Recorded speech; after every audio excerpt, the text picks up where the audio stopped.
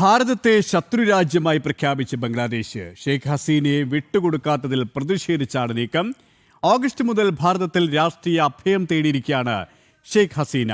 ഷെയ്ഖ് ഹസീനയ്ക്ക് വധശിക്ഷ വിധിച്ചതിനും 20 വർഷ തടവിനും വിധിച്ചിരുന്നു. ഇതിന് പിന്നിൽ പാകിസ്ഥാൻ സമ്മർദ്ദമാണെന്ന സൂചനയുമുണ്ട്. വിശദാംശങ്ങളുമായി ഇന്റർനാഷണൽ ഡെസ്കിൽ നിന്നും ഐസൻ ജോസ് ചേരുകയാണ്. ഐസൻ, ഭാരതത്തെ ശത്രുരാജ്യമായി പ്രഖ്യാപിച്ചിരിക്കുകയാണ് ബംഗ്ലാദേശിൽ നടമാടുന്ന നിലവിലുള്ള സാഹചര്യം അത് കൂടുതൽ വ്യക്തമാക്കുന്നതുമാണ്. എന്നാൽ ഇതിന് പിന്നിൽ പാകിസ്ഥാന്റെ കൃത്യമായ സമ്മർദ്ദമുണ്ട്.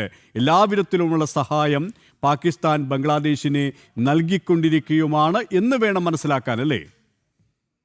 തീർച്ചയായും സുരേഷ്, ഇപ്പോൾ ഉയർന്നു വന്നിരിക്കുന്ന പ്രശ്നം എന്ന് പറയുന്നത് ഒരു സൗഹൃദ രാഷ്ട്രങ്ങൾ, രണ്ട് രാജ്യങ്ങൾ തമ്മിൽ സൗഹൃദം തുടരുന്ന അല്ലെങ്കിൽ നയതന്ത്ര ബന്ധം കാര്യക്ഷമമായി തുടരുന്ന രാജ്യമെങ്കിൽ ആ രാജ്യങ്ങൾക്ക് വിരുദ്ധമായ, അതായത് പുറത്തുള്ള രാജ്യത്തിന് വിരുദ്ധമായ പ്രഖ്യാപനങ്ങൾ സ്വന്തം രാജ്യത്ത് നടത്തില്ല. സൗഹൃദ രാഷ്ട്രങ്ങളെ മായുള്ള ബന്ധത്തെ പ്രതികൂലമായി ബാധിക്കുന്ന ഇടപെടലുകൾ നടത്തില്ല എന്നതാണ് ഒരു ആത്യന്തികമായ തത്വം, നയതന്ത്ര തത്വം. ഈ തത്വത്തിന് വിപരീതമായാണ് ഭാരതം പല രീതിയിലുമുള്ള വിരുദ്ധ പ്രഖ്യാപനങ്ങൾ നിലവിൽ ബംഗ്ലാദേശിൻ്റെ ഭാഗത്തു നിന്നുണ്ടാകുന്നത്. ബംഗ്ലാദേശിൻ്റെ ഭാഗത്തു നിന്നുണ്ടാകുന്ന ഇത്തരം പ്രഖ്യാപനങ്ങളാണ് ഒരു ശത്രു രാജ്യമായി പ്രഖ്യാപിക്കുന്ന രീതിയിലുള്ള ഒരു വ്യാഖ്യാനമായി കണക്കാക്കപ്പെടുന്നത്. നേരത്തെ നമുക്കറിയാവുന്നതാണ്, പല കാര്യങ്ങളിലും ഭാരതത്തിൻ്റെ ഇടപെടലുകൾ, കൃത്യമായ ചില ഇടപെടലുകളെ എതിർക്കുന്നൊരു രീതി ഉണ്ടായിരുന്നു. നേരത്തെ നമുക്കറിയാം, ഷെയ്ഖ് ഹസീനയെ പൂർണ്ണമായും ഇല്ലാതാക്കുക എന്ന ലക്ഷ്യത്തോടെ പല നീക്കങ്ങളും ബംഗ്ലാദേശ് സർക്കാർ നടത്തിയിരുന്നു. ആ നടത്തിയതിൻ്റെ ഭാഗമായാണ് ഷെയ്ഖ് ഹസീനയ്ക്ക് വധശിക്ഷ വിധിക്കുന്ന ഒരു സാഹചര്യം പോലും ഉണ്ടായത്. ഈ വധശിക്ഷ വിധിച്ചതിന് ശേഷം മുഹമ്മദ് യൂനിസ് തന്നെ, അതായത് താൽക്കാലിക പ്രധാനമന്ത്രിയുടെ ചുമതല വഹിക്കുന്ന അഡ്വൈസർ തന്നെ കൃത്യമായി ഭാരതത്തെ അറിയിച്ചിരുന്നു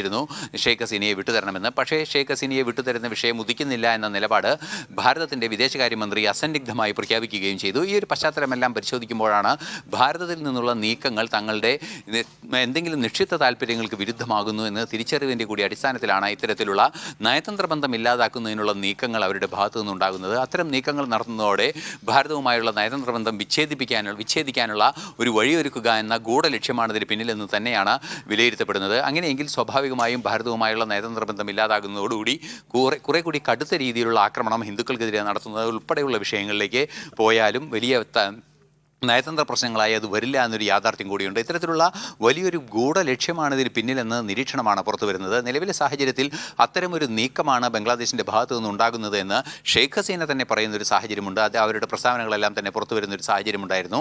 ഷെയ്ഖ് ഹസീനയെ വധശിക്ഷ നടപ്പാക്കുന്നതിന് വേണ്ടി വിട്ടുകൊടുക്കണമെന്ന ആവശ്യം വേണ്ട എന്ന് തീരുമാനിക്കുകയും സ്വാഭാവികമായും മറ്റു രീതിയിലുള്ള ഇടപെടലുകളെ കർശനമായി എതിർക്കുകയും ചെയ്തു തന്നെയാണ് ഇത്തരമൊരു നീക്കത്തിന് ബംഗ്ലാദേശിനെ പ്രേരിപ്പിച്ചിരിക്കുന്നതെന്നാണ് മനസ്സിലാക്കാൻ സാധിക്കുന്നത്. തീർത്തും നയതന്ത്ര തത്വങ്ങൾക്ക് വിരുദ്ധമായ ഈ നടപടി ഇരു രാജ്യങ്ങളും തമ്മിലുള്ള നയതന്ത്ര ബന്ധം വിച്ഛേദിക്കുന്നതിലേക്ക് വരെ വഴിവെക്കുമെന്ന് നിരീക്ഷകർ മുൻകൂട്ടി കാണുന്നുണ്ട്.